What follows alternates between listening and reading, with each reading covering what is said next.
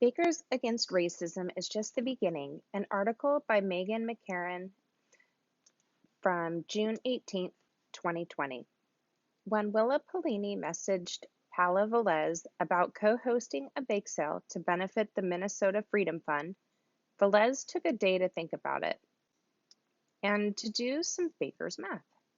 Throughout April and May, Velez, a James Beard Award finalist in 2020 for her work at Washington, D.C.'s Kith Kin, where she is currently furloughed, hosting a fundraising pop-up called Dona Dona, featuring donuts inspired by her Dominican American childhood.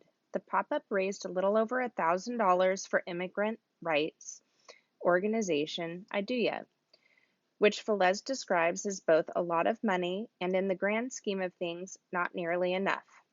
If she and Polini teamed up, that $1,000 could become $2,000. And what if she opened up the project to a wider array of people and shared everything she knew about running a successful pop-up fundraiser?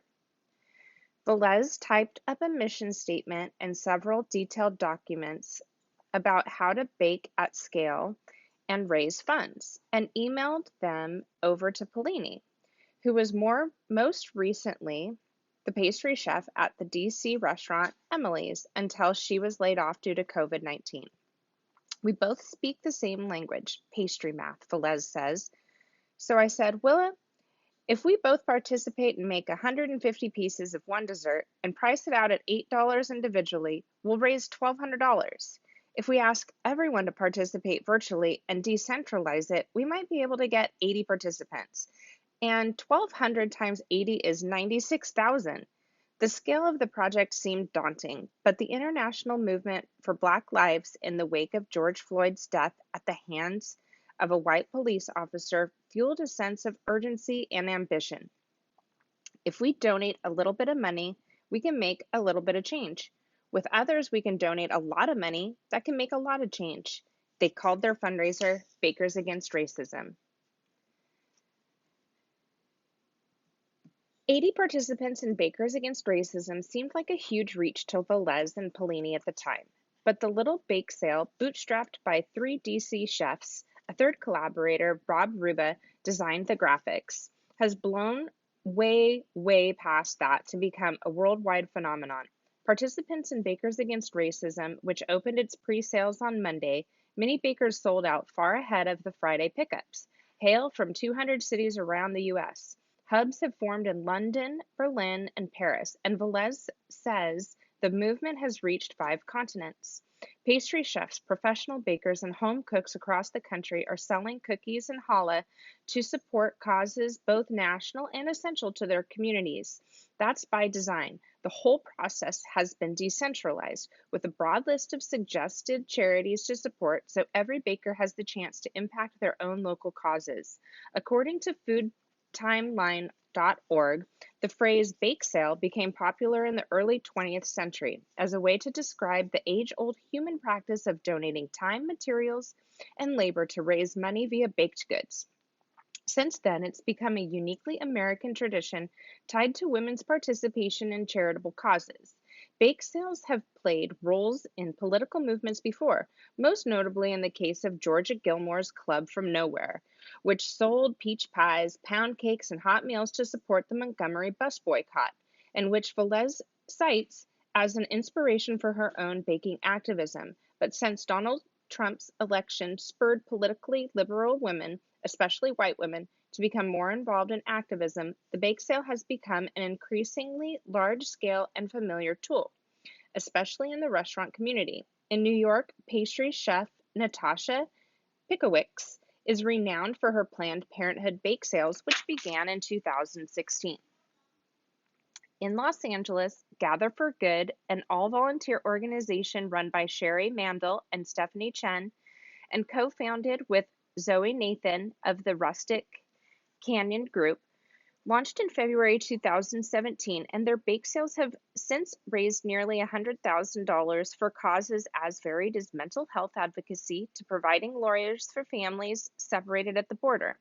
At the same time that Polini and Velez brainstormed their bake sale, Mandel, who runs the Tehachapi Heritage Grain Project, and Chen, who runs Sugar Bear Bakes, decided, as Mandel put it, to get the band back together to support the movement for Black lives.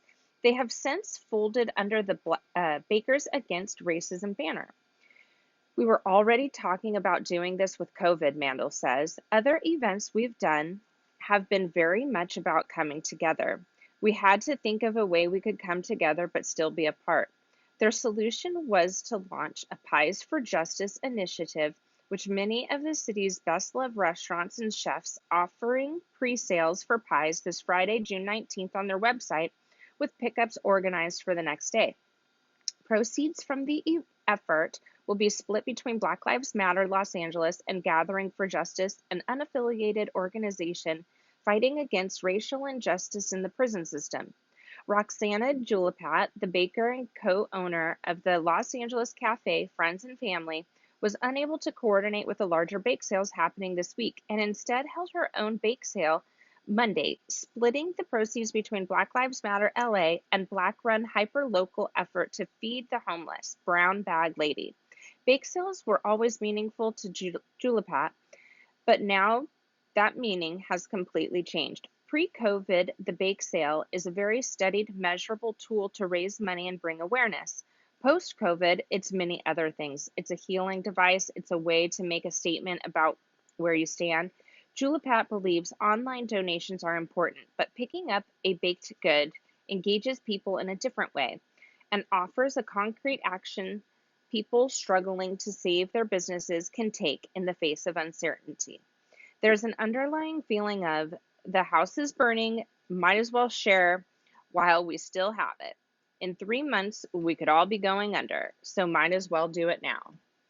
The bakers taking part in Bakers Against Racism around the world describe a similar sense of purpose, often despite the challenges they've been weathering during the pandemic. In Paris, Janae Lynch, an African-American expat and a pastry chef at the donut shop Bone Shaker, says joining the bake sale was important to her both to support the cause in the U.S. and address France's persistent racism and police brutality. We thought that since food brings joy, we could support fighting for Black lives, fighting against police brutality, and systemic and institutionalized racism. It's a global issue. In Bethlehem, Pennsylvania, Melanie Lino, who co-owns Lit Coffee Roastery and sells her baked goods under her company, Made by Lino, is baking to support 2 organizations in the Lehigh Valley fighting systemic injustice.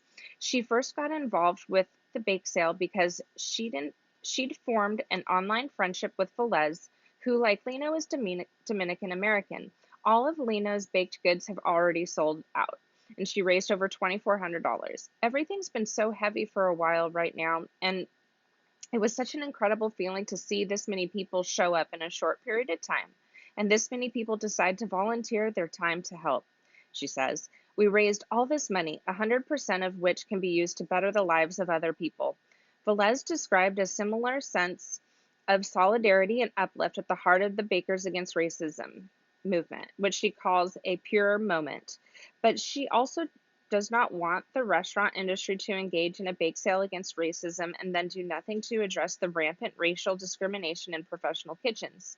On Instagram, she noted that some restaurants joining the bake sale have not addressed the racism in their own workplaces, even when employees have asked them to. Don't use another Black life to make yourself look good, she writes. To me, she added, now that you're saying you're open to fighting against racism, if you've been called out and told you're racist in your establishment, what are you going to do to change the systems you've heavily relied on for profit?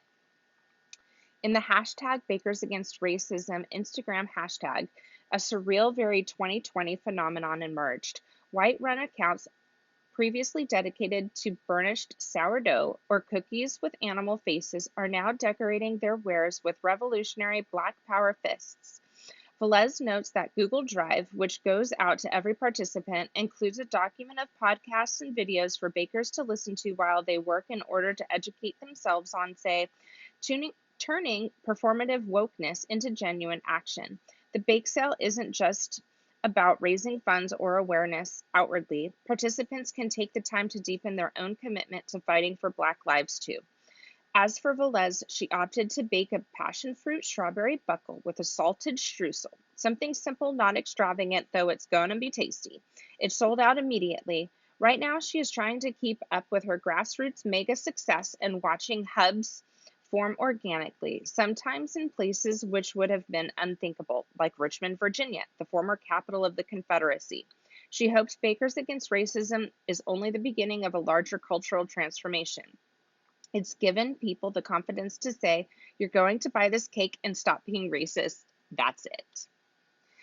As of last week, July 14th, 2020, Bakers Against Racism, a global online bake sale she started with two other chefs, has raised over 1.9 million for Black Lives Matter chapters and hundreds of other groups working for racial justice. The New York Times.